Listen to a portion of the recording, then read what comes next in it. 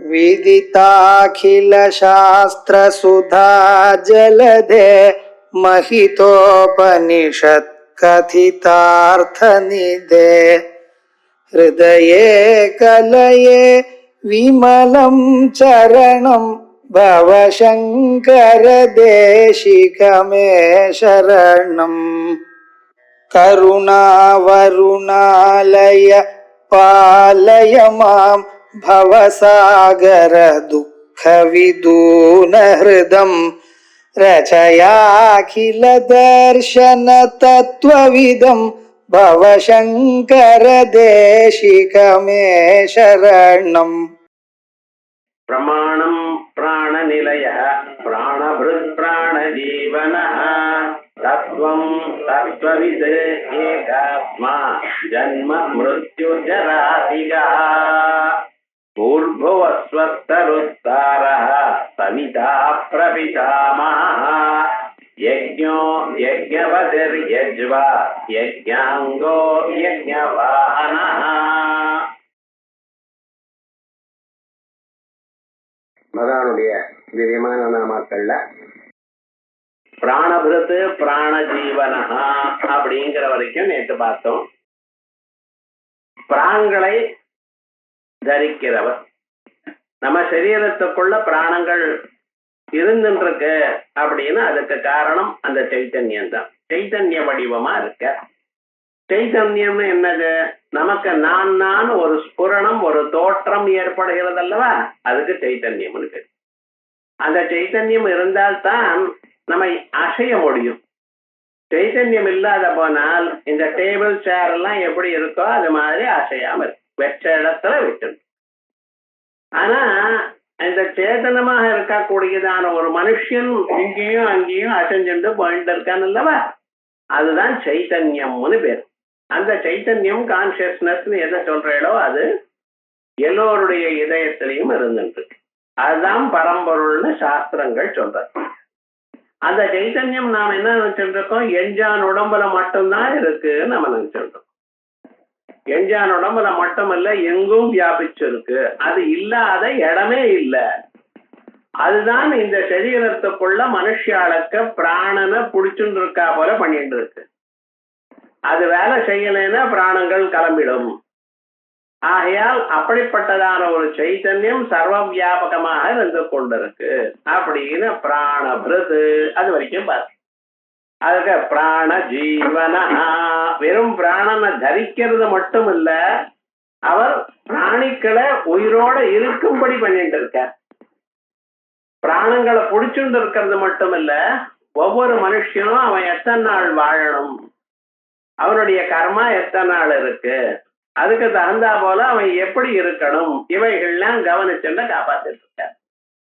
நாம் ஞாபகம் வச்சுங்க, நமக்கு இந்த சரீரம் கிடைச்சிருக்கு. இந்த சரீரத்துல இந்த மானிட பிறவி கிடைச்சிருக்கு. இந்த மானிட பிறவி எப்படி கிடைச்சிருக்கு? போன ஏதோ ஒரு ஜென்மாவில நம்ம பண்ணினதான கர்மாவனால.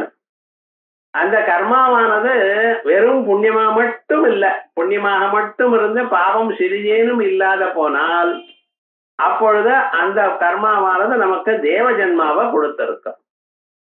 அதே போல வெறும் பாபம் மட்டும் இருந்திருக்கமையானால் அது நரக ஜென்மாவை கொடுத்திருக்கும். ரெண்டும் கலந்து கலந்து வந்திருக்கு இந்த மானிட ஜென்மா. அதனால்தான் மானிட ஜென்மா வசத்தின்னு சொல்றாங்க. என்ன மானிட ஜென்மா வசதி? தேவதைகளுக்கு வைராக்கியமே வராது. அங்கே எல்லா விதமான போகங்களும் உண்டு. போகங்கள் இருக்கிறதுனால அதுலயே சுவைத்து அதுலயே ரமித்து அதற்கு பிறகு பகவானை பத்தி நினைக்கிறதுக்கு பொழுதே இல்லை அவளுக்கு. நரகலோகத்துல ரொம்ப துன்பம் இருக்கு. அந்த துன்பத்திலேயே கவலைப்பட்டு பகவானை நினைக்கவே அவனுக்கு முடியாது. பாருங்க, இந்த எக்ஸ்ட்ரீமும் கஷ்டம், அந்த எக்ஸ்ட்ரீமும் கஷ்டம். இந்த மனுஷனா இருக்கிறவனுக்கு என்ன ஆச்சு? சில சுகமும் இருக்க, சில துன்பங்களும் இருக்கு. ஆனா மனுஷால பார்த்தேடையானால் துன்பம் அதிகமா இருக்கிறதா ஒவ்வொருத்தரும் கருதுறான். அப்படி இல்லை, ஒவ்வொருத்தருக்கும் ஒவ்வொரு விதமான துன்பம். ஒரே துன்பம் எல்லாருக்கும் இல்லை. அப்படி இருக்குமேயானால் உங்களுடைய துன்பம் ஜாஸ்தி, எனது குறைச்சல்னு சொல்ல முடியும். எல்லோருக்கும் துன்பம் இருக்கு. ஆனா அந்த துன்பங்கள்லாம் பாகுபாடு ஜாஸ்தியா இருக்கு. ஒருத்தருக்கு ஆத்துக்காரர் சொன்ன பேச்சு கேட்கல, இன்னொருத்தருக்கு ஆத்துக்காரி சொன்ன பேச்சு கேட்கல, இன்னொருத்தருக்கு குழந்தை சொன்ன பேச்சு கேட்கல, இன்னொருத்தருக்கு மாமியார் சொன்ன பேச்சு. இதோன்னு இல்ல உடம்பு சரியா இல்ல, இதா சம்திங் இருந்துட்டே இருக்கு. யாரையும் கேட்டு பாருங்க, ஒவ்வொருத்தருக்கும் அது அதே இல்ல. பிறந்த நிலையிலிருந்து அதே துன்பம் இருக்காது. கொஞ்ச நாளைக்கு அந்த துன்பம் இருக்கும், அதுக்காக மாறி வேற துன்பம் வரும். ஆனா துன்பமே இல்லாத நிலை யாருக்காவது இருக்கோ? இல்ல. ஆனா துன்பம் இருந்த போதிலும் அத்துடன் நம்ம வாழ கத்துக்கிறது மனுஷனுடைய உயர்ந்ததான தன்மை. அதோட வாழ்ந்து பகவானை அடையணும். அதான் அந்த வைராக்கிய நிலையை அடையறதுக்கு வழி கொடுக்கணும். ஆகையால் துன்பமானத மனுஷனுக்கு வைராக்கியத்துக்கு வழி காட்டுறது, பகவானை அடையறதுக்கு வழி காட்டுறது.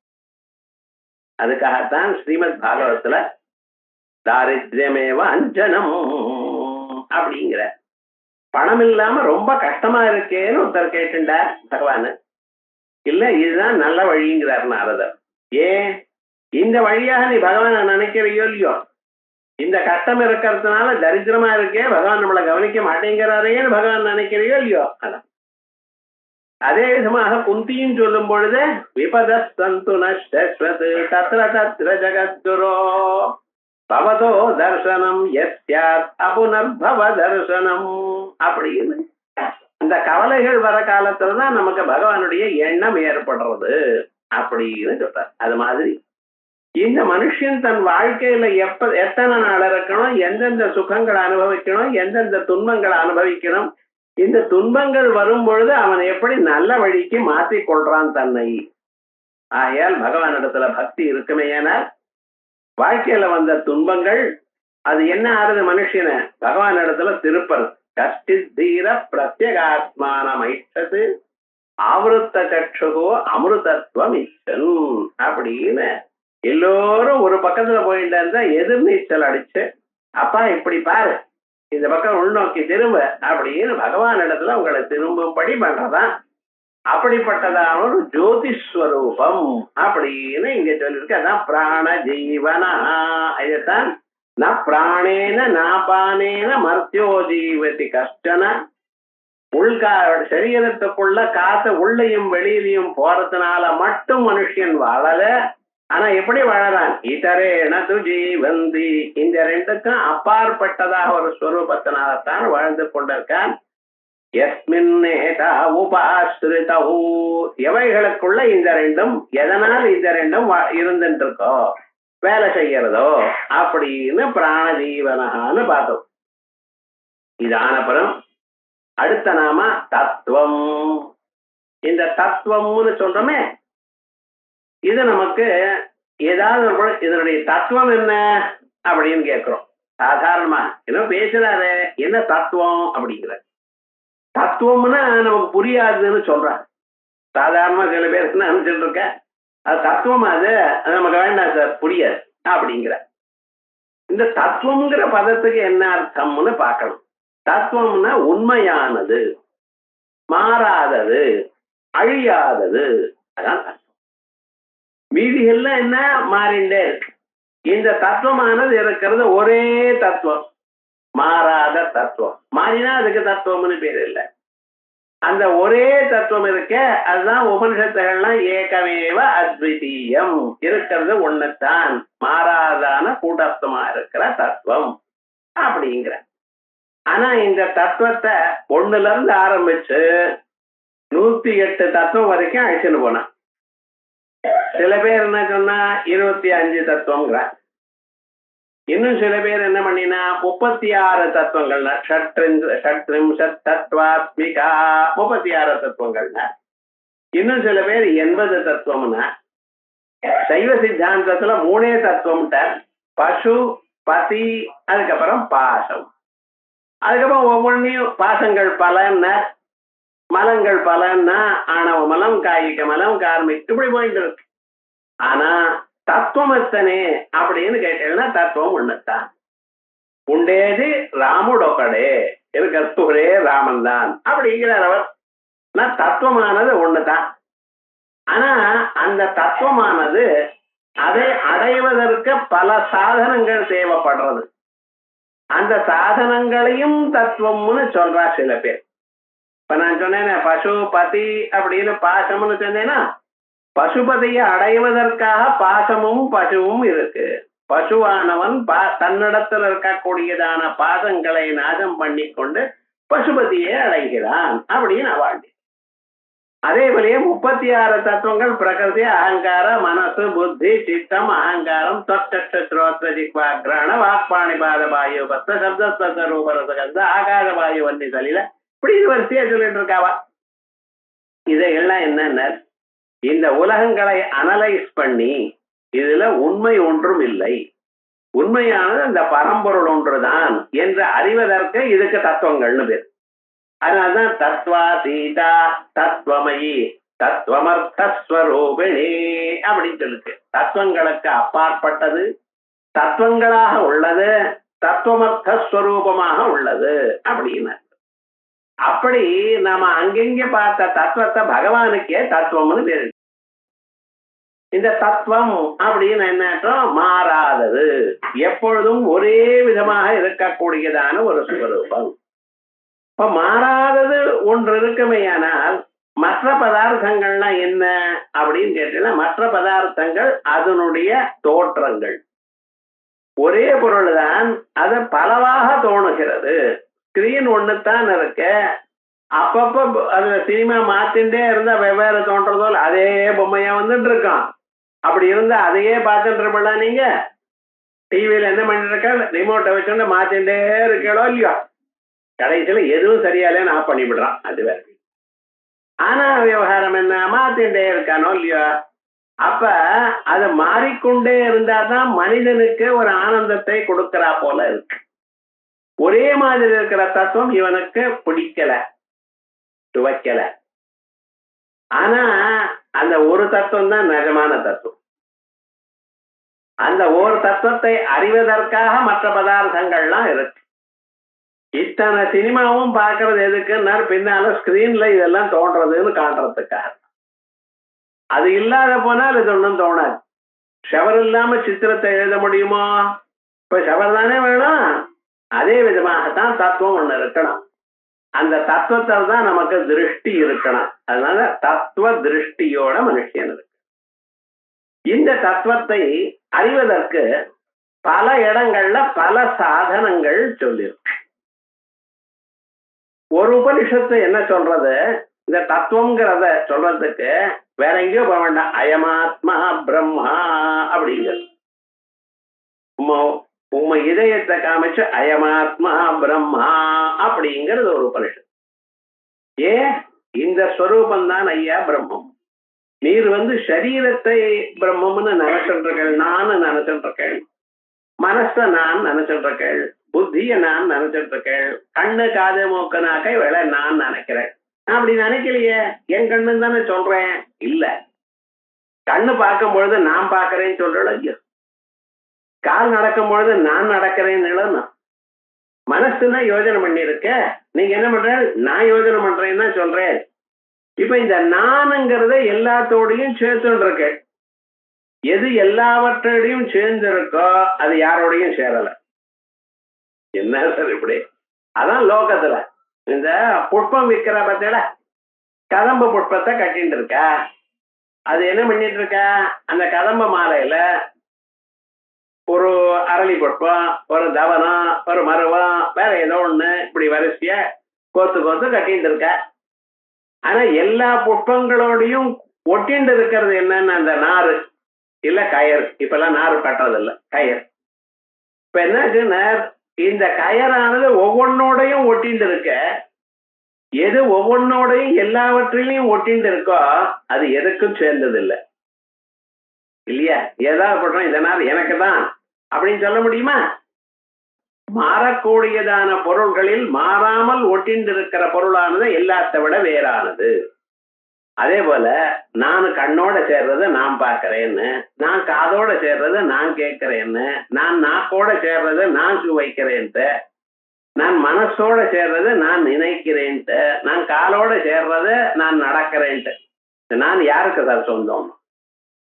யாருக்கும் சொந்தம்னு சொல்ல முடியும். ஏன்னா எல்லாத்தோடையும் சேர்றத ஒத்தோட சேர்ந்தா இவருக்குன்னு சொல்லலாம். எல்லாரோடையும் சேர்ந்தா ஒரு பையனை எல்லாரும் கிளாஸ்ல இருக்கிற எல்லாரும் அம்பி அம்பின்னு கூப்பிட்டா, ஒருவரை எல்லாரும் அம்பின்னு கூப்பிட்டா இன்னாருடைய பிள்ளைன்னு சொல்ல முடியுமா?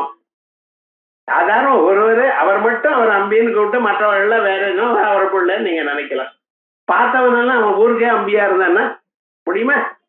அதே மாதிரிதான் இந்த நானானது எல்லாவற்றையோடும் நம்ம புலன்களோட சேருவதனால் இந்த நான்ங்கிறது இவைகளை விட வேறானது. அந்த நான்ங்கிறது வேற யாரோ இல்ல, பிரம்மம். அயமாத்மா பிரம்மா அப்படின்னு அதே ஸ்வரூபத்தை தான் இங்கே தத்துவம்னு சொல்றோம். ஏன் அதை தவிர இது எல்லாம் மாறுறது பார்த்தீங்களா? கண்ணு முன்னால பார்த்தா மாதிரி பறக்கிறப்ப பார்த்தா மாதிரி இப்ப பாக்குறதோ, கண்ணாடி போட்டுக்கிறோம், அதுல ஊனி கவனிச்சு பாக்குறோம். என்னடா வயசாச்சுமா, இப்ப வயசாக வேண்டாம், 3ஆம் கிளாஸ்ல இருந்து ஆரம்பிச்சு அவருக்கு கம்ப்யூட்டர். இது என்னடா அந்த ஸ்கிரீனை கிட்ட பார்த்து பார்த்து இவனுக்கு ஒரு 7-8 வயசானதுமே கண்ணாடி போட்டுக்கணும். முன்காலத்துல கண்ணாடி போட்டுக்கிறது வெக்கமா நினைச்சா, அழகு குறைச்சல்னு நினைச்சா. இப்ப என்னடா ஆச்சுன்னா கண்ணாடிங்கிறது சாதா அதான் அழகுங்கிறான். எல்லாம் மாறி போயிட்டு இருக்கு சிஸ்டம். அப்ப இந்த கண்ணானது முன்னால இருந்த மாதிரி நாளடவுல அதுல மாறுதல் ஏற்பட்டிருக்கு. காதுல நாளடவுல மாறுதல் ஏற்பட்டிருக்கு. சிலது கேட்கறது, சிலது கேட்கல. வாக்குல முன்னால ஸ்புட்டமா கரெக்டா சொல்லிட்டு இருந்தான், வயசான பிறகு பல்லு விழுந்துருச்சு, என்ன பேசுறாருன்னு அவருக்கே புரியல. பார்த்துட்டு கால் நடக்கிறதோ கையால செய்யறதோ கொஞ்சம் கொஞ்சமா குறையிறது. மாடிப்பேடை ஏற்ற ஏறுறதுன்னா கஷ்டப்பட்டு ஏறுறான். என்னடா முட்டு வலிக்கணும், வயசு என்னன்னு 35ங்கிறான். இதுதான் ரொம்ப இருக்கு. முட்டு வலி வரலாம், ஏதோ 70 வயசுக்கு 80 வயசுக்கு வந்து 35க்கே வந்ததுன்னா கஷ்டமா இருக்கு. அப்ப சரீரத்தில் இருக்கக்கூடியதான ஒவ்வொரு பகுதியும் மாறிண்டே இருக்கு. க்ஷீணமாயிட்டு இருக்கா, கொஞ்சம் கொஞ்சமா குறைஞ்சு போயிட்டே இருக்கு. ஆனா எந்த வயசுலயும் எப்பொழுதும் நாம் இந்த நான் என்கிறது மட்டும் மாறல. சின்ன வயசுலயும் நான் தான், நடு வயசுலயும் நான் தான், வயசான பிறகு நான் தான். நானும் என்னைக்காத மாத்திருக்கல, நான நீயாக்கி இருக்கல. ஸ்திரீகளும் தன்னை நான் தான் சொல்லிக்கிறா, புமான்களும் தன்னை நான் தான் சொல்லிக்கிறான். நான் இப்ப என்ன சொன்னேன், எது மாறலையோ அது பிரம்மம். உங்களுக்குள்ள எது மாறல சார்? உள்ள இருக்கிற நான் தான் மாறல, இது எல்லாம் மாறி இருக்கு. மாறுறது சில பேர் சில சமயத்துல மாறாம இருக்கணும்னு ட்ரை பண்றோம். தலைக்கெல்லாம் பெயிண்ட் அடிச்சுக்கிறோம் பார்த்தீங்களா, மாறாம இருக்கணுமா? ஏன் அது அதே மாதிரி இருக்கணும்னு காண்பிக்கணும், இருக்கட்டும். ஆனா எது நிஜமாக மாறலை அவனுக்கு? தனக்குள்ள இருக்கக்கூடியதான நான் எனக்கூடியதான ஒரு தோற்றம். இந்த நான் எனக்கூடியதான தோற்றத்தை நாங்க ஜோதிஷ்ன்னு சொல்றோம். ஏன் சுவாமி ஜோதிஷ்ன்னு சொல்றேன்? அதல்லவா எல்லாவற்றையும் விளக்குறத. கண்ணு உருவத்தை பார்க்கும் பொழுது பார்க்கும் பொருளையும் பார்க்கும் கண்ணையும் விளக்கிறது. ஏனென்றால் நீங்கள் என்ன சொல்றேன், நான் இதை பார்க்கிறேன், நான் குடத்தை பார்க்கிறேன், கண் வழியாக குடத்தை பார்க்கிறேன். அப்ப கண்ணு பார்க்கிறதுங்கிறது இவன் தெரிஞ்சுட்டு இருக்கான், குடத்தை பார்க்கிறதுன்னு தெரிஞ்சுட்டு இருக்கான். ஆகையால் உள்ள இருக்கிற அந்த ஜோதிஷ்ட எதை ஒழித்திருக்க, கண்ணையும் ஒழித்திருக்க, கண்ணால பார்க்கக்கூடியதான பொருளையும் ஒழித்திருக்கு. அதே போலயே நான் லட்டு சாப்பிட்டேன், ஏழுமலையான் திருப்பதியில இருந்து யாரோ வாங்கிட்டு வந்து கொடுத்தா, ரொம்ப நல்லா இருக்கு. அப்ப என்ன, என் நாக்கு சுவையை அறிகிறது, அதையும் பார்த்திருக்கான். லட்டு சாப்பிட்டேன்னு தெரியுது. இந்த ரெண்டையும் ஒழிக்கிறது உள்ள இருக்கிறவன். அதே மாதிரியே எல்லாத்தையும் சொல்லிட்டு போங்க. உலகத்தில் இருக்கிற எல்லா பொருளையும், சப்தமோ ஸ்பர்சமோ ரூபமோ ரசமோ கந்தமோ எல்லாவற்றையும் அந்தந்த புலன் அதை ஒழித்து கொண்டிருக்கு என்கிறதை அறிகிறார் அவர்.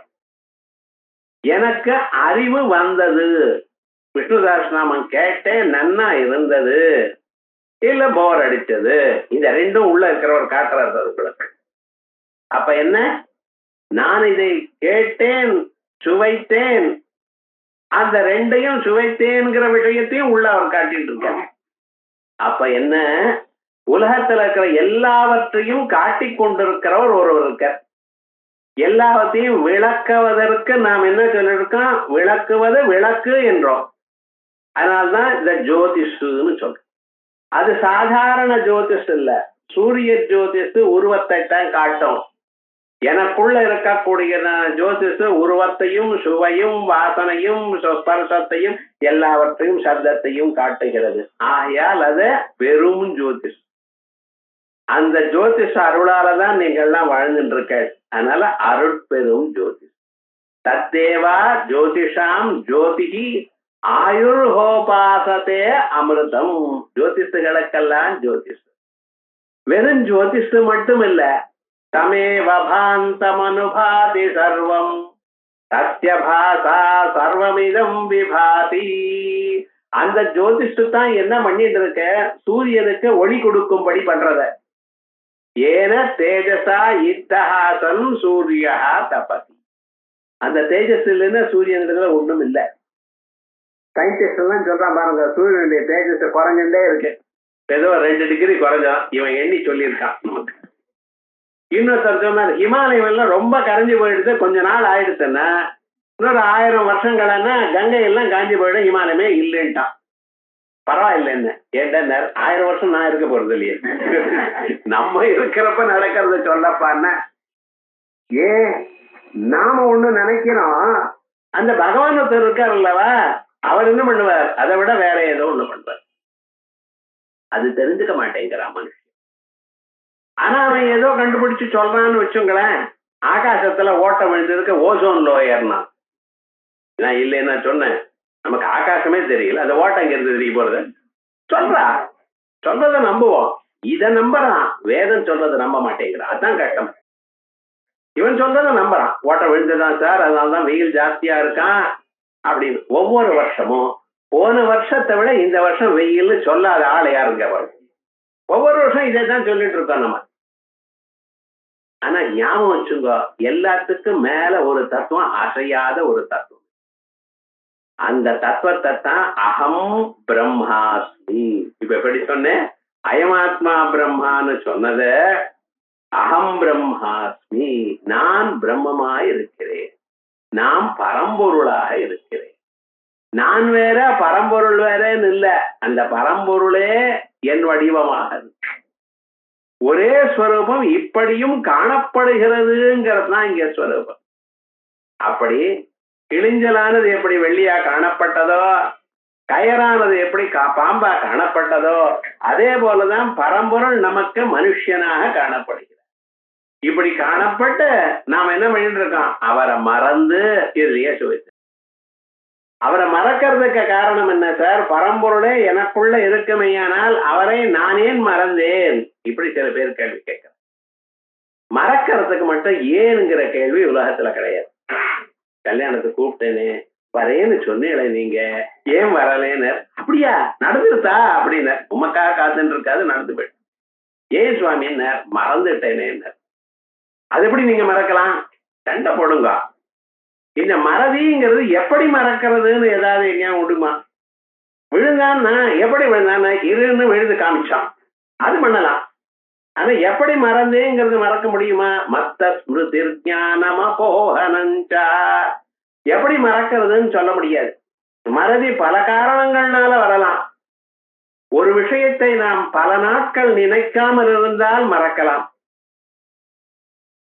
அது மட்டும் இல்லாமல் வியாதி வந்தால் சிலது மறந்து போயிடலாம். வயசாச்சுன்னா மறந்து போயிடலாம். அடிபட்டதுன்னா மறந்து போயிடலாம். இப்படி பல காரணங்கள் உண்டு. ஆனா மறதிக்கு என்ன சொல்ல முடியும்? பகவான் தான், வேற வழி சொல்ல முடியாது. அப்படி அந்த ஸ்வரூபம் இருக்க எப்படி மறந்து சொல்ல முடியாது. ஆனால் இனிமேல ஞாபகம் வந்தா மறுபடியும் மறக்க மாட்டேன். சில சமயத்துல அப்படிதான், எங்கேயோ வச்சோமே தெரிஞ்சுட்டே இருப்போம். கடைச்சிடுதுன்னு வச்சுங்களேன், கையிலேயே வச்சுட்டு இருப்பான், மறக்க விட மாட்டான் எங்கேயும். ஏன்னா கஷ்டப்பட்டு நட்ட திரவிய லாபம்னு. அதே போலயே நாம் திண்டாடிட்டு இருக்கோம். நம்மளை நாம் கோட்டை விட்டு நம்மளுடைய ஒரு ஸ்வரூபத்தை அறியாமல் அந்த சிவனே நாம் எனக்கூடியதான ஸ்வரூபத்தை மறந்து ஜீவனாக மாறி உலகத்துல அவஸ்தைப்பட்டு திருண்டு இருக்கிறவனுக்கு உபனிஷத்து பீஷ்மாச்சாரிய தத்துவம், ஐயா நீங்க வேற யாரும் இல்ல, சாட்சாத் பரமாத்மா. ஏன் தர்மபுத்திரருக்கு சொல்றார், இவ்வளவு நீங்கள் வாழ்க்கையில கஷ்டங்கள் சுகங்கள் மாறி மாறி பார்த்திருக்கல, என்னைக்காவது இவர் மாறி இருக்காரோ, கிருஷ்ண பரமாத்மா மாறி இருக்காரோ? அன்னியில இருந்து இன்னி வரைக்கும் உங்களுக்கு சகாயம் பண்ணிட்டே இருக்கார். என்னைக்காவது விட்டீரோ? நீர் விட்டீர். பல தடவை அவரை நினைக்கவே இல்லை. கொஞ்சம் யோசனை பண்ணி பாருங்க. பாரத சந்தர்ப்பத்துல 2 பேரும் சேர்ந்து தாயக்கட்டை விளையாட ஆரம்பிச்சார், துரியோதனனும் இவரும். சரி கூப்பிட்டார், போக ஆரம்பிச்சார். ஏன்னா இவருக்கும் ராஜா அவரும் ராஜா. பாதி ராஜ்யத்தை பிரிச்சு முழு ராஜ்யம் தர்மபுத்திரருக்கு சேர வேண்டியது இருந்த போதிலும் திருத்தராஷ்டிரன் பண்ணார், பாதி ராஜ்யத்தை பிரிச்சு துரியோதனுக்கு பாதி இவருக்கு பாதின்னு கொடுத்தார். ஆனா தர்மபுத்திரருக்கு ராஜ்யம் இருக்கிறது அவருக்கு பிடிக்கல. துரியோதனுக்கு கூப்பிட்டார், எதுக்காக? தாயக்கட்டை விளையாடலாம். ராஜ தர்மத்துக்கு அது ஒண்ணு. ராஜா கூப்பிட்டா தாயக்கட்டுக்கு வரமாட்டேன்னு சொல்லப்படாதான். இது எங்க இருந்து தர்மமோ, ஏன் தான் கூப்பிட்டார். சரின்னு வரார். ஆனா இவருக்கு இந்த விளையாட்டுல வழக்கமே இல்லை. இவர் மனசு எங்கேயோ இருக்கு சார். எல்லாரும் எல்லா விளையாட்டுல இருக்குமா இல்ல தெரியாது. எல்லாம் ஆயிடுத்து. கடைசியில என்ன ஆச்சுன்னா, கடைசியில இந்த மேல விளையாட ஆரம்பிக்கிற காலத்துல எனக்கு பதிலா எங்க மாமா ஆடுவான் துரியோதனன். ஒத்துக்கலாமா? சரி அதுக்கும் ஒத்துட்டார். இது என்ன மாமா ஆட்டுன்னார். அப்ப இவராது எங்க மாமா ஆடுறான்னு சொல்லலாமுன்னு, எங்க மாமா கிருஷ்ண பரமாத்மா ஆடுவார்னு சொன்னாரையானால், ஓடி வந்திருந்தாரையானால் செகனுடைய பாஷா பழிச்சிருக்குமோ? இவருக்கு இந்த டென்ஷன்ல நம்ம ஜெயிக்கணுமேங்கிற டென்ஷன்ல ஜெயிக்கணுங்கிற அபிப்பிராயம் இருக்கே தவிர உலகத்தினுடைய நடைக்கெல்லாம் காரணமா இருக்கிறவர் கிருஷ்ண பரமாத்மான்னு மறந்துட்டார். பத்தியில என்ன மறந்தையேங்கிறதுக்காக பகவான் திரும்பி உங்களை கோவிச்சுண்டாரா? திரௌபதி மான சம்ரட்சணத்துல காப்பாத்தினாரா இல்லையா? சொல்லுங்க பார்க்கலாம். அதே போலயே தூர்வாசர் வர துரியோதன வீட்டுக்கு ரொம்ப விசேஷமாக அவளுக்கெல்லாம் சத்காரம் பண்ணினார். துர்வார் 10,000 சிஷ்யாலோட வந்திருக்கு. சத்காரம் பண்றார். என்னென்ன பண்ணியிருக்காருன்னு துர்வாசர் இருந்தா போல அந்த டெஸ்ட் பண்றார். திடீர்னு 5 நிமிஷத்துல பசிக்கிறது பிராணம் போறது வெயினார். அன்னத்தை எப்படி சார் வரும்? என்னத்தான் ஸ்டவ்ல குக்கர் வச்சாலும் அதை உடச்சு எடுக்க முடியுமா நீங்க? அது தானா ஒரு 15 நிமிஷம் ஆன பிறகுதான் வரும். நம்ம நினைச்சுட்டு இருக்கோம் எல்லாம் வேகமா வரும்ட்டு, ஒண்ணும் நடக்காது. அதுக்காக எவ்வளவு டைம் இருக்கோ அது அவ்வளவு டைம் ஆகும். ஏன்னா முன்னால இருக்கிற டயத்தை விட கொஞ்சம் குறைச்சிக்கலாமே தவிர, இதான் பதிவிர சாஸ்திரியா என்ன கரிசி எடுத்து நெஞ்ச அழைச்சி வச்சுக்கொண்ட முடியாது. அப்படி சில சமயத்துல ரொம்ப அன்னத்தை தயார் பண்ணி எல்லாம் அனுப்புறேன், நீங்க பசிக்கலேன்னு சும்மா இருப்பார். இப்படி எல்லாம் பண்ணினாராம். ஆனா துரியோதனன் மட்டும் பார்த்தார், இவர் மகா கோபிஷ்டர், இவர்கிட்ட நம்ம சாப்பம் வாங்கிவிடாத அப்படின்னு ரொம்ப நாள் ரொம்ப சேவை பண்ணினார். அவரும் கொஞ்ச நாள் இருந்து கிளம்பி போறார். கிளம்பி போறப்ப அவனுக்கு என்ன வரம் வேணும்னு கேட்டார். முன்னாலேயே இந்த துஷ்ட சதுஷ்டம் இவருக்கு பதிலா 4 பேர், 4 சொல்றேன். யாரு? துரியோதனன், சகுனி, கர்ணன், துஷாசனன். இவ 4 பேரும் சேர்ந்து பிளான் பண்ணிருக்கார். எப்ப அவர் வரம் கேட்பாரோ அப்ப நம்ம ஒரு வரம் கேட்கணும். என்ன? அந்த காட்டுல இவாள்லாம் இருக்காளோ இல்லையோ, அவத்துக்கு இத்தனை சிஷ்யாளோட நீங்க போகணும். அவளுக்கு ஏது சார் பரிமாறுறது? எங்க இருந்து வர போடும்? அவ தனியா இருக்கா காட்டுல. எத்தனை பேருக்கு எங்களை ஆகாரம் போடணும், நீங்க போகணும். எப்ப? அவள்லாம் சாப்பிட்டு முடிச்சிருக்கிறோம். மத்தியானமா ஒரு 1 மணிக்கா போயிட்டு நீங்க ஆகாரத்தை கேட்கணும்னு. இதான வரம். சரின்னு சார். அவருக்கு என்ன தெரியும்? வரம் கேட்டார், கொடுத்தார், சரின்னு போறார். அங்கே போனா என்னாச்சுன்னா, அந்த அக்ஷய பாத்திரம் ஒண்ணு இருக்கு, அதை முழுக்க சாப்பிட்டாச்சு. சாப்பிட்டு கவுத்து வச்சாச்சு. இப்ப இவர் பேர் துர்வாசர். எங்க தர்மபுத்தர் இருக்காரு, இங்கிட்டவே தெரியாது அவருக்கு. ருஷாலாம் இப்படிதான். அவர் மட்டும் இல்லை, வந்தது ஆஹா வாங்க வாங்க வாங்க உட்காருங்க, நீங்க ஆகாரம் பண்ணலாம்னார். எங்க இருந்து கொடுப்பா? வாங்கி போட்டேளா? எப்படி போடுவாரம்மா? 10,000 பேருக்கு. சரின்ட்டார். அவர் பார்த்தார், சரி நான் மத்தியானம் பண்ணிட்டு வரேன் அப்படின்னு கிளம்பி பண்ணார்.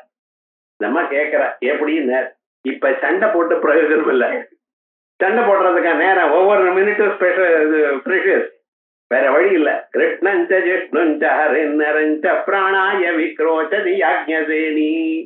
வேற வழி இல்ல, எங்க பரமாத்மா கிருஷ்ணன் வந்தா தான் சரியாகும். அப்படி நம்பினா, கை கூப்பி நம்பினா, அம்மா கிருஷ்ணா நீங்க தான் காப்பாத்தணும்ட்டு வந்து சேர்ந்தாரியா. அதே சமயத்துல வந்து என்ன பண்றாரு தெரியுமா, நான் ரொம்ப பசிக்கிறதே கொஞ்சம் ஆகாரத்தை போடுங்கிறார். இங்கேயே இந்த 10,000 பேருக்கே முடியல, இன்னொருவர் வேற எனக்கு வேணுங்கிற. இல்ல இது போல விவகாரம் எடுத்து துர்வாசர் வேற வர, என்ன ஆமோ தெரியாது தப்பிக்கிறார். துர்வாசர் கதை வேற இருக்கட்டும்னு எனக்கு போடுங்கிறார். எங்க இருந்து போடுறது, இன்னைக்கு முடியாது, நாளை காலம் எழுதாதான் அட்சய பாத்திரம் கொடுக்கும். நீ கொண்ட அட்சய பாத்திரம் முடியாது சுவாமி, அது கொடுக்காத, நான் டெஸ்ட் பண்ணி பார்த்து விட்டேன், நீ கொண்டாமாங்கிறார். கொண்டு வந்த அது அப்படியே பார்த்தார், அங்க இல்ல திரௌபதி சாகமா ஸ்வாத்யா, அந்த திரௌபதி கொடுத்ததான அந்த அட்சய பாத்திரத்தை ஒட்டின்னு இருக்கக்கூடியதான ஒரு கீரை மசியர் இத கொஞ்சம் எடுத்து சாப்பிட்டு தர்மம் விஷ்ணு திருப்யதோ அப்படின்ட்டார். இதே மாதிரி அகத்தியர் ஒருத்தர் பண்ணினார், பாதாபி ஜீர்ணம்னு. இவர் என்ன பண்ணினார் தெரியுமா, நான் அதை சாப்பிட்டு தர்மம் விஷ்ணு இவர் தான் விஷ்ணு திருப்தியதுண்டார். என்ன ஆச்சுன்னு, துர்வாசருக்கும் 10,000 பேர்களுக்கும் அவளுக்கு என்ன மூக்கு வரைக்கும் வந்தாச்சு. இன்னும் ஏதாவது பேசினா வெளியில வந்துடும், வாயில் வந்துடும் போல இருக்கு. இப்ப என்ன பண்ணாரு தெரியுமா, நான் சகதேவரை கூப்பிட்டு, அப்பா போய் கேட்டுன்னு வா, சீக்கிரமா வர சொல்ல ஆகாரம் ரெடின்னு. இங்க திரௌபதிக்கு தெரியல என்ன ஆகுமோ, ஆகாரம் எங்க இருந்து ரெடியா இருக்குன்னு கூப்பிடுனார். அங்க போய் பார்த்தா அவ பார்த்தா 10,000 பேரை நம்ம வரோம்னு சொன்னோம், சொல்றது மட்டும் இல்ல சமையல் ரெடிய பண்ணுங்கன்னு வேற சொல்லிட்டு வந்திருக்கோம். இப்ப நம்ம வரலன்னா அஜாமிகளுடைய சரித்திரம் ஞாபகம், தங்க ஜலத்தை தீர்த்தத்தை சாப்பிட்டு இது என்ன ஆச்சுன்னு சக்கரம் மூலத்தையும் சுத்தினா போல ஆயிடும், நமக்கு ரொம்ப வம்பா இருக்க. மகான்களோட சண்டை போடப்படாது, சாதாரணமா நினைக்காதீங்க. நல்ல வழியில இருக்கிறவா அவளுக்கு கோபம் வந்தாலோ அபகாரம் வந்தாலோ என்ன ஆகும் தெரியாது அப்படின்னு ஒருத்தர் பேசிட்டு இந்த பக்கமே இல்ல, ஒருத்தரும் இல்லைன்னா ஓடி போயிட்டாலும் பாரதத்துல வனப்பருவால இந்த கதை வருது, ஓடி போயிட்டா. அங்க போய் பாக்குற 10,000 பேர் இருக்குன்னு சொன்னாரு, நதியில ஒருத்தரும் காணலையேன்னா திரும்பி வந்த. பகவான் சொன்னார், ஒண்ணும் கவலைப்படாதீங்க, இன்னொரு 3 மாசம் இந்த பக்கம் வரமாட்டார், சௌக்கியமான. இப்ப இத்தனை பேரையும் காப்பாத்தினது யாரு, பகவான். அதே மாதிரி உங்களுக்கு எப்படிப்பட்டதான கவலை வந்தாலும் உங்களை காப்பாத்துறவர் உங்களுக்குள்ள இருக்கிற ஆத்மா. அதை நாம் மறந்தோம். எப்படி மறந்தோம்னு கேட்டல, எப்படி தர்மபுத்திரர் மறந்தார், அந்த மறதினாலதான், பரமாத்மாவை மறந்ததுனால்தான் மனுஷனுக்கு விபத். விபதோ நைவ விபதா சம்பதோ நைவ சம்பதா விபத் விஸ்மரணம் விஷ்ணோஹோ சம்பன் நாராயண ஸ்மிருதி. விபத்துங்கிறது ரோட்ல நடக்கிறது விபத்து இல்ல சார், பகவான மறக்கிறது விபத்து. சம்பத்து மனுஷனுக்கு நல்லது என்ன, பகவத் ஸ்மரணம் சம்பத். அந்த பகவானுடைய ஸ்மரணம் வரணுங்கிறதுக்காக தான் உங்களுக்குள்ள நான் காட்டிட்டு இருக்காரு. இந்த நான தானா நினைங்க, தானா நினைங்க. அந்த தான் இருந்தா தான் குழம்பு, தானை எடுத்துட்டேன்னா ரசம். அது ஸ்திரீகளுக்கு தான் தெரியும், எனக்கு தெரியும். ரொம்ப ரசம் வேணும்னு என்ன பண்றது, தானை எடுத்துட்டு கொஞ்சம் ஜலத்தை விட்டு அரைச்சு விட்டுருவா. விவகாரங்கள்ல அவளுக்கு தெரியும், உமக்கு தெரியாது. அந்த நானும் தானும் ஒண்ணு இருந்து தனக்கு தானே தன் ஸ்வரூபத்தை அறியக்கூடியதான உயர்ந்ததான ஒரு ஸ்வரூபம் இருக்கே, அதான் அகம் பிரம்மாஸ்மி. இந்த அகம் பிரம்மாஸ்மிங்கிறதான் தத்துவமசி அப்படின்னு பையனுக்கு ஸ்வேதகேதுங்கிறவருக்கு அவர் அப்பா சொல்லி கொடுத்தார். அதான் தத்துவமசி. அது யாரப்பா அந்த தத்து, அந்த சிவனாக யார் இருக்காரோ அவர் யாரு, நீ தான் ஜீவன்னு நீ நினைச்சுட்டு இருக்கே ஜீவனாக, இந்த ஜீவனுங்கிறது இந்த சிவ தத்துவம் தான் அப்படின்னு சொல்லி கொடுத்தார். இப்ப என்னாச்சு, அந்த சொல்லி கொடுத்த பிறகு அவன் என்ன பண்ணினா, ஓஹோ நான் தானான்னு அறிந்தான். அறிந்து அந்நிலையிலேயே நின்னான். அதனால்தான் தத்துவவித்தாயிட்டான். என்னாச்சு, தத்துவமா இருந்தவன் அப்பா அவருடைய உபதேசத்தினால் தத்துவவித்தாயிட்டான். கர்ணன்னு ஒரு கேரக்டர் மகாபாரதத்துல, அவன் சின்ன குழந்தைய பிறக்கிற காலத்திலேயே குந்திக்கு அவரிடத்துல வைத்துக் கொள்ள முடியாதான ஒரு துன்பம். சின்ன குழந்தை 9 வயசு 10 வயசு, இதே துர்வாசர் தான் வந்த பரிச்சரிய பண்ணின. அந்த அம்மாவுக்கு ஏதோ பார்த்தா ஒரு மந்திரத்தை உபதேசம் பண்ணி கொடுத்துட்டார். யாருக்கு கொடுக்கணும் தெரிய வேண்டாமா, அந்த சின்ன குழந்தை தெரியும், அதை டெஸ்ட் பண்ணி பார்த்துட்டு சூரியனை கூப்பிட்டு அது என்னடா செய்யினார், குழந்தை பிறந்தாச்சு. கல்யாணமே ஆறதுக்கு முன்னால குழந்தை பிறந்தா உலகத்துல இருக்கிறவா என்ன நினைப்பா, தோழிகளும் சேர்ந்து ஒரு பெட்டியில போட்டு அப்படியே நதியில விட்டு விட்டான். அத அந்த பெட்டி அப்படியே பாருங்க, நம்ம என்னமோ நினைக்கிறோம் அன்னன்னைக்கு ஒரு ப்ராப்ளத்தை சால்வ் பண்ணிவிட்டோம்னு நினைக்கிறோம். எது உங்களை விடாது, சிலதெல்லாம் எது பிராரப்த கர்மா இருக்கோ அதை விடாது. நாம இது ஆயிடுச்சு சரி அப்படின்னு நம்ம நினைச்சிட்டு இருக்கோம். அனுபவிக்க வேண்டியது அனுபவிச்சுதான் தீர்க்கணும். ஆகையா அனுபவிக்கிறது சந்தோஷத்தோட அனுபவிங்க, அது இப்படித்தான் அனுபவிங்க, அதான் தத்துவம். விவகாரம் என்னடா சின்னர், அது போய் ஒரு இடத்துல ஒருத்தருக்கு கிடைச்சிருது, ஒரு வேடனுக்கு கிடைச்சிரு. அந்த வேடனுக்கு கல்யாணமாயி 10-12 வருஷம் வச்ச குழந்தையே இல்லை, என்னென்னமோ பண்ணி பார்த்தான், கிடைச்சதுன்னா ஓஹோ இது ரொம்ப சந்தோஷம் அப்படி. அந்த வேடனுடைய ஆத்துக்காரி பேரு ராதான்னு பேர், அதனாலதான் இவனுக்கு ராதேயன்னு பேர். ராதா அவனுடைய பிள்ளை, ஒரு வேடனுடைய பிள்ளை அப்படின்னு பேர் வந்துருச்சு. ஆனா அந்த உள்ள இருக்கக்கூடியதான க்ஷத்திரிய குணம் போகுமா அவனுக்கு?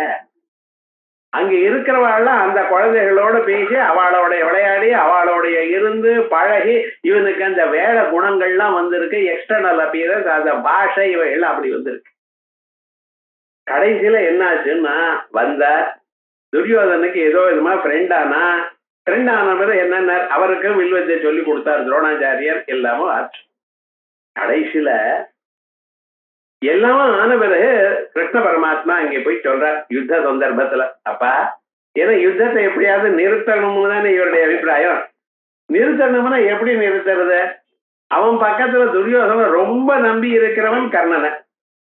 கர்ணன் ஒருத்தர் இருந்தா போறோம், இது எல்லாரையும் கொண்டு விடுவாங்கிற அபிப்பிராயம் இருக்கு. இவ வேற சொல்லிருக்கா 5 பேர்ல யாராவது ஒத்தரை கொண்டாலும் அப்ப என்ன ஆகுனர், நாங்க யுத்தத்தை தோத்து போனாலும் ஒத்துக்கிறோம். எப்படி எல்லாம் கண்டிஷன் போட்டுங்க பாருங்க. ஒருத்தர் இருந்தாலும் ஜெயிச்சோன்னா சொல்லணும், யாராவது 5 தம்பி இல்ல 5 அண்ணன் தம்பி இல்ல யாராவது ஒருத்தர் காலமானாலும் நாங்க தோத்து போயிட்டோம்னு ஒத்துக்கிறோம்.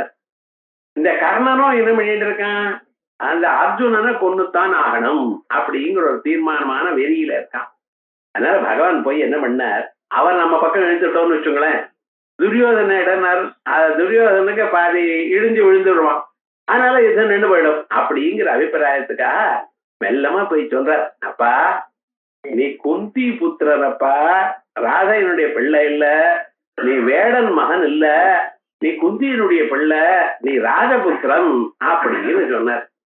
சொன்னதுமே அவர் பார்த்தாராம், உலகத்துல இருக்கிறவா எல்லோரும் கிருஷ்ணன் ஒரு அபிப்பிராயம் என்னடா பொய் சொல்றவர் வெண்ண திருடுறவர் எல்லாருக்கும். ஆனா அவன் மட்டும் கர்ணன் நினைச்சானா இல்ல, பகவான் சொன்னா அது கரெக்டா, நீங்க உண்மைத்தான் பேசுவேன், நான் எவ்வளவு இருந்தாலும் நான் புரிஞ்சுட்டு இருக்கேன், ஆனாலும் நான் துரியோதனுக்கு வாக்க கொடுத்து விட்டேன், உன் பக்கத்துல சண்டை போடுறேன், ஆகையால் அப்படித்தான் இருப்பேன் அப்படின்னு நின்னான். குந்தி போய் நேரா சொல்றா இத்தனை விஷயம் நடந்ததுன்னு. அப்பவும் அவன் சொன்னான், தெரியுமாம்மா கிருஷ்ண பரமாத்மா சொன்னார், நான் ராஜபுத்திரன்னு தெரிஞ்சுட்டு இருக்கேன், மாறினாரோன்னார். ஆள் மாறுவாரோ? வேடனுடைய பிள்ளையா இருக்கிறவன் நான் ராஜபுத்திரன்னு அறிந்த பிறகு மாறுவானோ? இல்ல.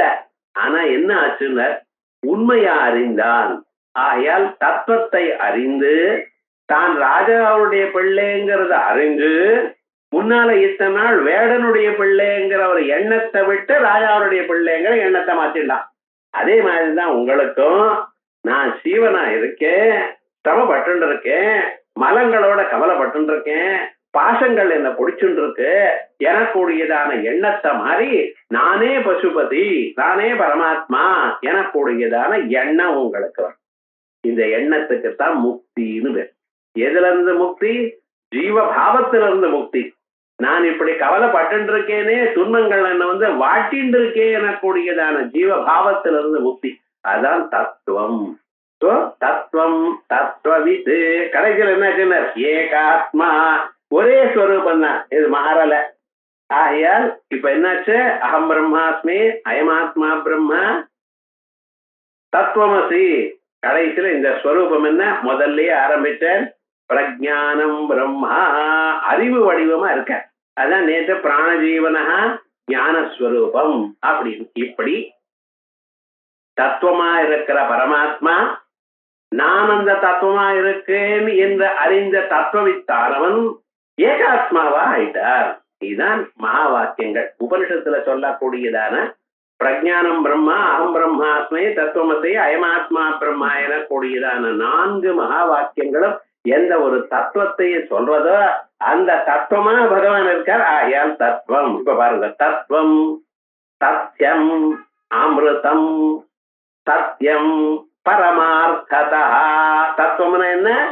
சத்தியம், மாறாதது, பொய்யற்றது. அமிர்தம், அழியாதது, மரணமற்றது. சத்தியம், சத்தியம்னா உண்மை. என்னது உண்மை? இன்னைக்கு ஒண்ணு சொல்றேன், நாளைக்கு அது மாறிட்டுன்னு என்ன சொல்றேன், சார் அது பொய்யா எடுத்துக்கிறோம். சொன்னது அப்படியே இருக்குமையானால் சத்தியம்ங்கிறோம்.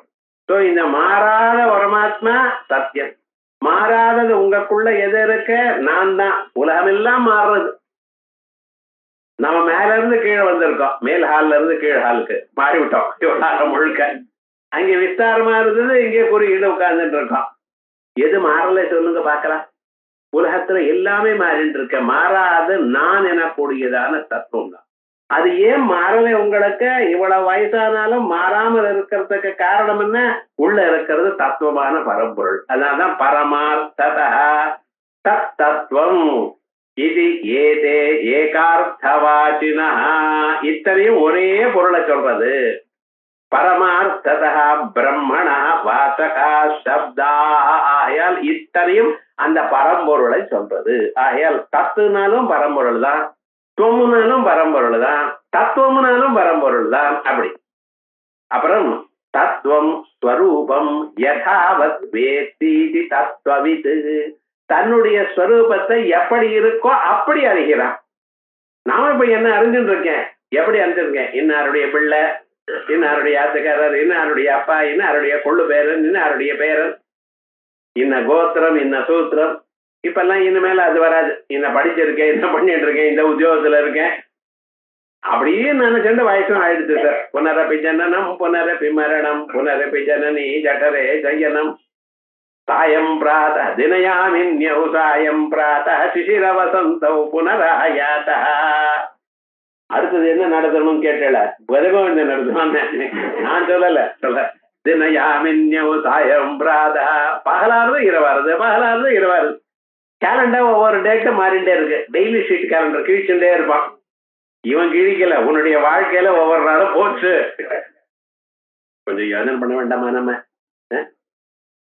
என்ன சாதிச்சோம்? இத்தனை நாள் வாழ்ந்தாச்சு, இத்தனை வருஷம் வாழ்ந்தாச்சு, என்ன சாதிச்சோம்? சாதிக்க வேண்டியது சாதிச்சல. அந்த பரமாத்மாவுடைய திருவடியை அடையணுங்கிறது நினைச்சு பார்த்தடா. அதுன்னா சொல்றது சிசிர வசந்த புனராயாத காலக்கிரீடது கட்சத்யாயு. காலம்தான் விளையாடுறது. ஆயுசு போயிட்டு இருக்கியா, கவனிக்கல. தத்துவம் என்ன, அதை கவனிக்கணும். அந்த தத்துவத்தை ஸ்வரூபத்தை, தத்துவம் ஸ்வரூபம் யதாவத் வேத்தி, எது எப்படி இருக்கோ அதை அப்படி அறியணும்.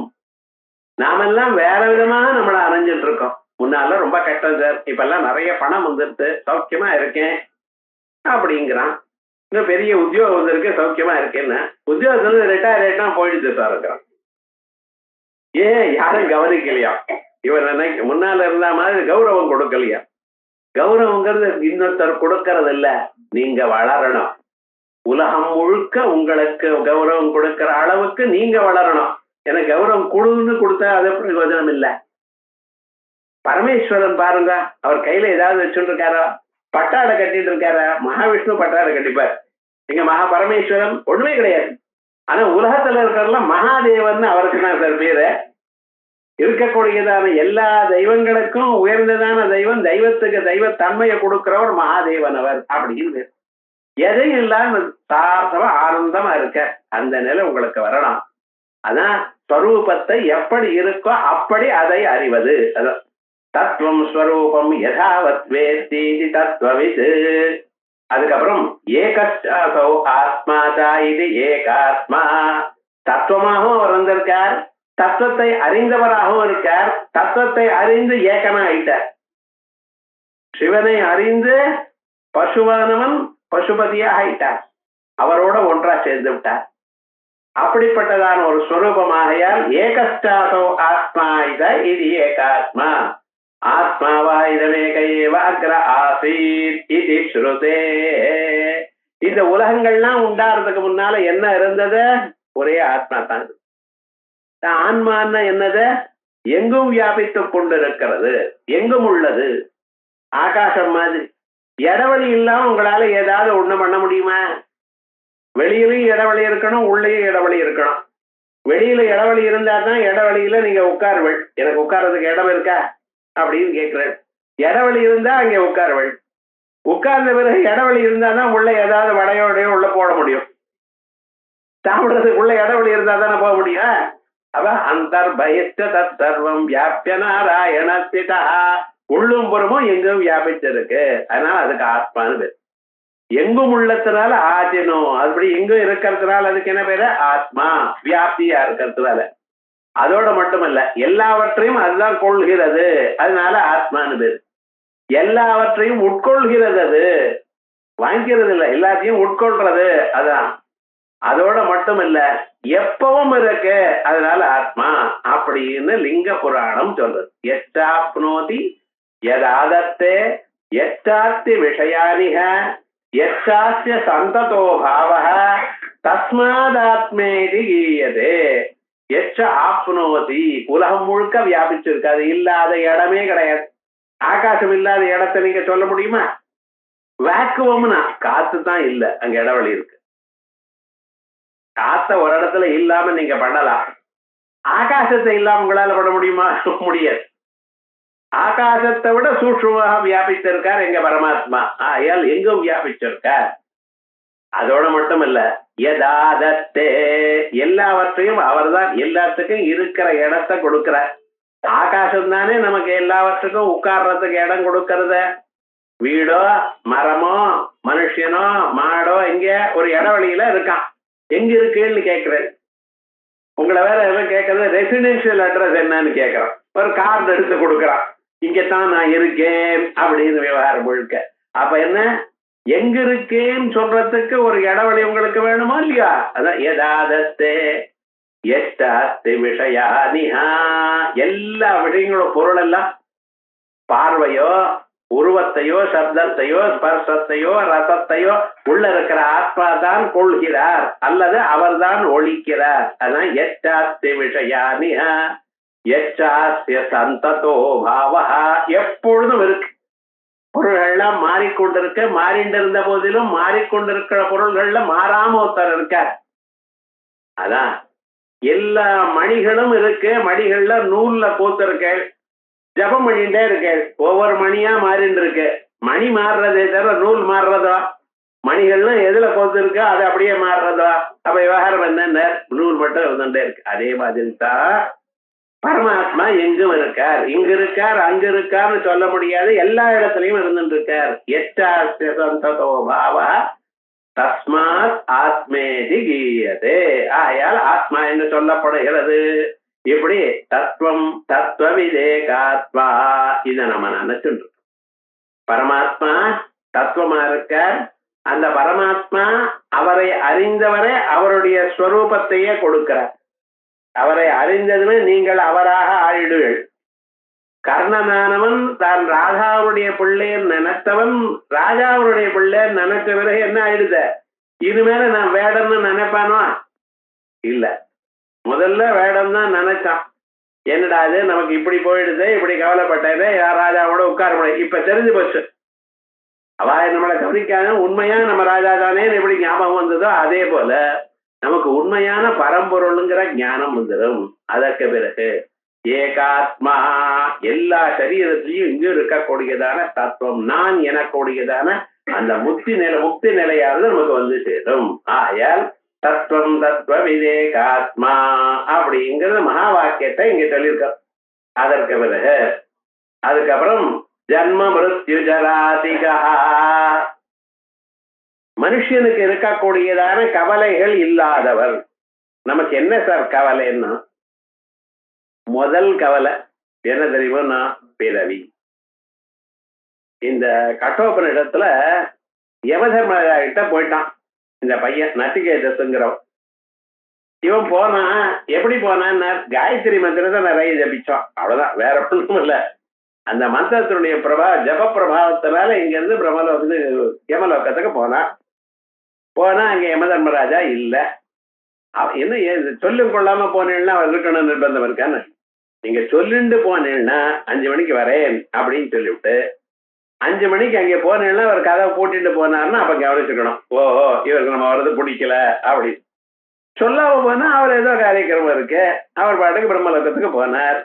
அங்கே அவர் போனதுன்னா என்ன வெளியில் நிக்கிறான். யமதர்மராஜா இல்ல உட்காருன்னா. யமதர்மராஜனுடைய ஆத்துக்காரி யமின்னு சொல்லாதீங்க, யமனுடைய ஆத்துக்காரி யமின்னு நினைக்க போறாரு. யமனுடைய தங்கைக்கு யமின்னு பேரு. யமனுடைய ஆத்துக்காரி பேரு தூமோர்னான்னு பேர். அந்த அம்மா உட்காருங்கன்னு சொன்ன.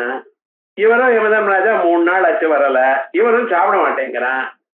யமதர்மராஜா வந்தார். இது போல பிராமணன் சாப்பிடாம உட்கார்ந்துட்டு இருக்கார். அவர் முதல்ல கவனிங்க வந்து அவருக்கு அருகே பாத்தியம் எல்லாம் கொடுத்தார். 3 நாள் எனக்காக காத்துட்டு இருக்க, 3 வரத்தை கொடுக்கறேன்னார்.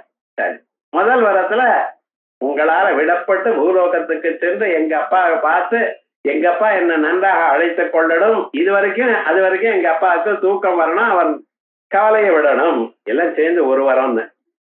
யாராவது யமதர்மராஜாவை பார்த்து உன்னால விடப்பட்ட திருப்பி நான் எங்க ஊருக்கு இப்படியே போகணும்னு கேட்பாளா? வரம்னு கேட்டா சார், நோன்னு சொல்ல முடியாது அவரால். சரின்ட்டார்.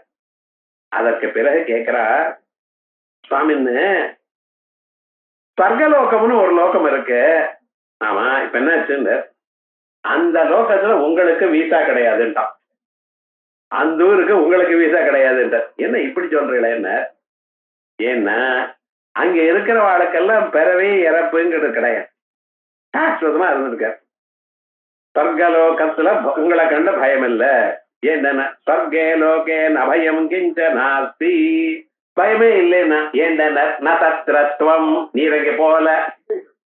உலகத்துல என்ன பயம்னு எப்ப யமதர்மராஜா வருவோன்னு பயம், பிராணம் போயிடுமோன்னு பயம். நதத்ரத்வம். ஓஹோ அப்படியா? ஏன்னா நீங்க தான் அங்கே போக முடியாத, பாஸ்போர்ட் ஒன்றும் இல்லையேன்றாரு. ஓஹோ, நான் போகாத போனாலும் நம்ம தூதர் போவாரோ இல்லையோ, யார கிழக்கணும் அது போகும். நகரையா பிபேதி, அவருக்கும் பாஸ்போர்ட் இல்லப்பா.